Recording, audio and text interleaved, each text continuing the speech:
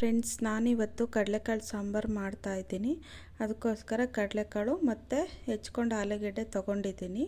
Next ಖಾರ ರುಬ್ಕೊಳ್ಳೋದಕ್ಕೆ ಸ್ವಲ್ಪ ಈರುಳ್ಳಿನೂ, ಸ್ವಲ್ಪ ಟೊಮೊಟೊ ಮತ್ತು ಸ್ವಲ್ಪ ಕಾಯಿ, ನೆಕ್ಸ್ಟು ಸ್ವಲ್ಪ ಕೊತ್ತಂಬರಿ, ಸ್ವಲ್ಪ ಬೆಳ್ಳುಳ್ಳಿ, ಸ್ವಲ್ಪ ಶುಂಠಿ ಮತ್ತು ಒಂದೆರಡು ಚಕ್ಕೆ ಮತ್ತು ಒಂದೆರಡು ಲವಂಗ ಹಾಕ್ಕೊಂಡು ನೆಕ್ಸ್ಟು ಖಾರದ ಪುಡಿ ಮತ್ತು ಧನಿಯಾ ಪುಡಿ ಹಾಕ್ಕೋಬೇಕು.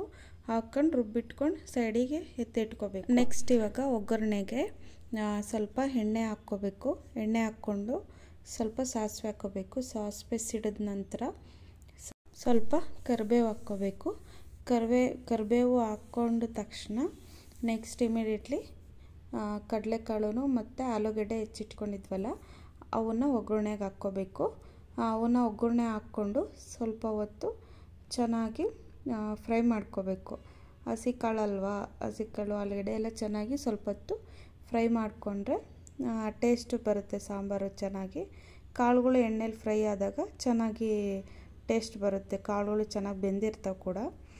ಈ ಸಾಂಬಾರು ಮಾತ್ರ ಸೂಪರಾಗಿರುತ್ತೆ. ಪ್ರತಿಯೊಂದಕ್ಕೂ ಗಟ್ಟಿಗೆ ಮಾಡಿದ್ರೆ ಚಪಾತಿ ಇಲ್ಲ ದೋಸೆ ಅದಕ್ಕೂ ಎಲ್ಲ ಚೆನ್ನಾಗಿರುತ್ತೆ.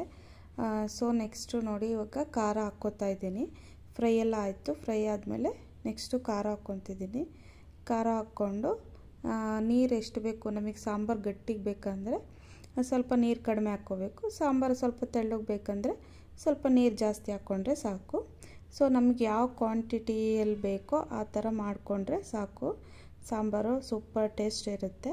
ಸೊ ನನಗೆ ಎಷ್ಟು ಬೇಕೋ ಅಷ್ಟು, ನನಗೆ ತೆಳ್ಳಗೆ ಬೇಕಾಗಿತ್ತು ಸಾಂಬಾರು. ಸೊ ಅದಕ್ಕೋಸ್ಕರ ಸ್ವಲ್ಪ ತೆಳ್ಳಗೆ ಮಾಡ್ಕೊತಾ ಇದ್ದೀನಿ.